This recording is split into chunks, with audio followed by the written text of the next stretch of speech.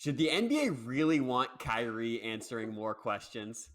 I do not dispute that Kyrie Irving, when healthy, is excellent. I will say, however, that his fame is disproportionate to his excellence, at least in part because he's an iconoclast. He's someone who's a little bit rebellious, different, moved away, broke up from LeBron James, old head LeBron James, to carve his own path. And since then has been making a lot of comments that make us roll our eyes. But young people, until recently, have ridden with Kyrie Irving. They've liked him. But here's his Instagram post after being fined $25,000 for not talking to the media, which is not allowed.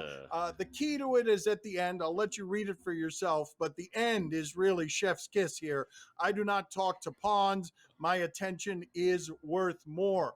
I think people need to understand that these leagues and these networks have partnerships with these players. They have to speak contractually. He's going to lose a lot of money, and so are the Nets if he keeps this boycott up, because they find the Nets as well. And I assume somebody, you never get a guy. All these guys in that sport would love to not answer media questions all the time. They have to answer media questions. It's part of being a professional.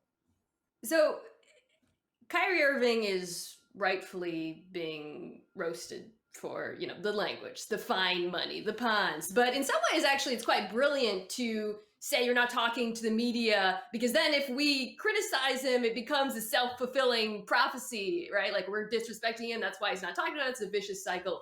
I don't care. I don't care if he gives quotes to reporters. But the NBA does care, because the league understands that they have a mutually beneficial relationship with the media, that coverage drives interest in the sport. Their concern is that there's a slippery slope here, that other players might also accept fines and stop talking to the media, and then there becomes a rebellion. I don't see that happening.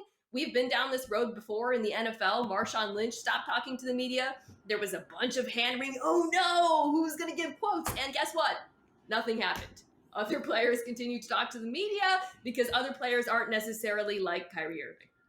Can I just reject Dan's earlier label of Kyrie Irving as iconoclast? Because I get where it's coming from, Dan.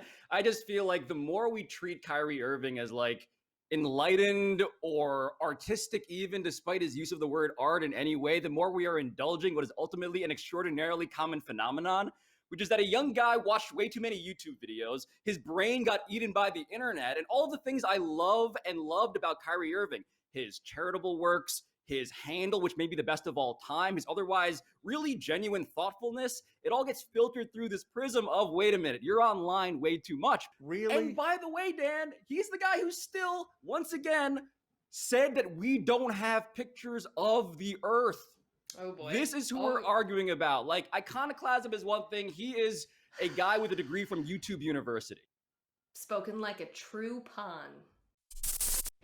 Thanks for watching ESPN on YouTube. For live streaming, sports, and premium content, subscribe to ESPN+.